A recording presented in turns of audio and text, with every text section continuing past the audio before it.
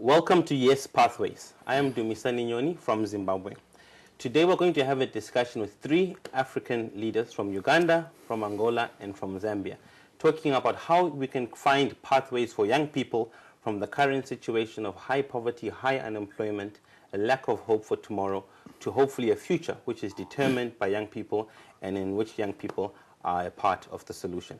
Gentlemen, we're seeing a lot of things happening around the world. The Middle East at the moment is the center of attention, with young people overthrowing governments, protesting, rioting, and it seems as if there's a difficulty for youth worldwide, especially in the global south, in Africa, in the Middle East, and South America. What's going on? What is the reality and the experience of youth in the environments where you are? Maybe we'll start with you, Lubunda. Yes, looking at the situation that is happening, probably maybe in North Africa, it's quite challenging, and I mean, these are lessons that people should learn from.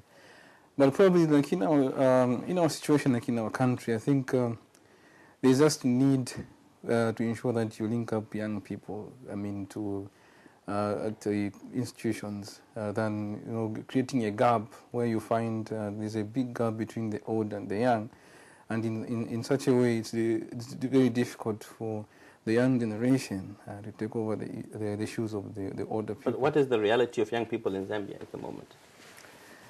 Well, the reality at the moment is that most of the young people, they're still struggling. Basically, probably maybe there isn't enough. There isn't enough support in terms of them to realize their potential, for example. And the other thing is that probably most of them they are not keen to innovate certain strategies that are able to assist them, because most of them, they always look up to employment. Yeah, but they have the potential to set up their own initiatives. Right. So I think there's need for governments or our government to ensure that they put up an enabling environment that will support the youth machinery. Daniel? The situation in our country is that young people need to see returns.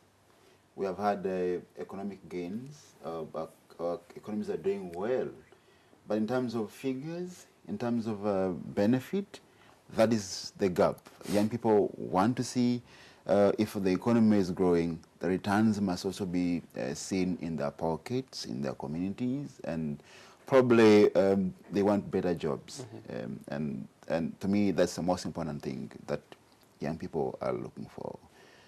In Angola? Thank you, Dumi. Angola is a dynamic situation. It's one of the wealthiest nations, I think, in Africa. So much wealth from oil, from diamonds. But there's one very sad thing that you find in Angola when you come to Angola. You find that the country has so many young people that are living in poverty. So many young people that are toiling, that are actually working so hard, suffering to be able to get food, to be able to go to school. So it's a situation that is, I don't know, I would describe it as a very sad thing that I see in Angola. And coming back to what you mentioned earlier, things that have happened here in Egypt that we have seen happening, it is evident that young people have capacity to make things happen. And I believe this capacity to make things happen is not only in changing a government, it's also in creating jobs. This capacity can be constructively used in creating jobs. It can be constructively used in improving technology. It can be constructively used in any other development that you may desire. But each one of us here are involved. We are here because as young leaders we're involved in trying to change this dark description of youth reality that we're talking about, correct? Right. Yeah. So, and why we've called this discussion Pathways is how can we help to share from our experience and from our view as young people, what are the pathways that can lead to a better future for youth without necessarily reaching a breaking point. We're seeing what's happening in Libya. It's not a happy transition there. And there's a loss of life and there's damage. Is that the only option? Is that the only way in which young people can come from negative to positive? What are we doing at our own backyards to create a pathway for youth from a negative present to a positive tomorrow? Yeah, let me continue. Yeah. One thing that is critical in any economy is harmony. Harmony between adults, when I am referring to people in positions of power, and young people, educated, uneducated.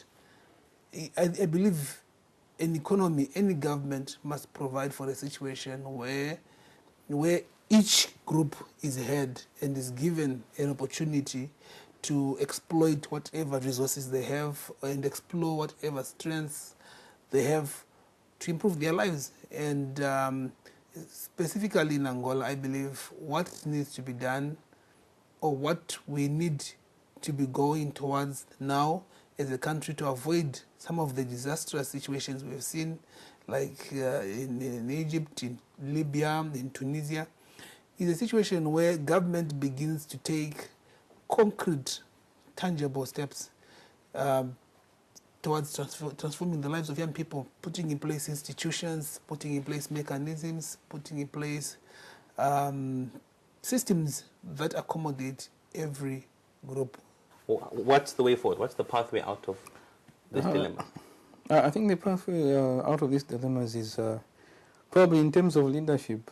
In high schools, young people must be introduced to start learning about leadership, so that at least when somebody grows up, understand what leadership means. Because most people, they will grow up without understanding what the role of a leader is. So if leadership roles can be taught at a very tender age, somebody will grow up with that particular, with that knowledge, understanding what leadership means, and then if he or she grows up, he's able to place herself or himself, strategically in society. So here the issue is just to understand that every community that we live in, we have leaders out there. Even in a small group, we find 5 young people playing, you identify a leader out there. But you will need to impart the knowledge that will actually ensure that they know what leadership is, because it is a result that you end up now seeing. At the end of it, somebody rules forever. Without knowing that at least you need to give yourselves time to give it to others as well, to see what other new ideas are there. But basically, the other thing is the actual real empowerment is very important as well. Real empowerment? Yeah, the real real empowerment. What's the fake empowerment? The fake empowerment is where you make it cosmetic. Right. Where you say there's this, but they will not access it. So talk a bit more about the real empowerment. What is that? What do you mean? The real empowerment, what I mean is, for instance, if you train a young person who wants to set up a business, that young person must be certain that is going to access finance to actually finance that particular activity. You cannot train somebody and then you tell them to say, no, now from here you need to go to the bank. Okay? But if you link them up to those institutions and then you provide even mentors and they're able to see the progression of their business, then that is what you call real empowerment. Right. Can I just come in? Let's hear from Daniel very quickly. Yeah. I see it in 2 ways. One is that leaders in all our countries must see young people as equal partners. That's the building block. Yeah. If you think that young people will be there to benefit from what you think is good for them, then you get it wrong. The best way to me is to get them involved, actively involved, to plan and then probably give you choices of what they think will take them to the next level. Having also said that, but I also think that it's collective responsibility, dual responsibility. Young people must find position for themselves in the society.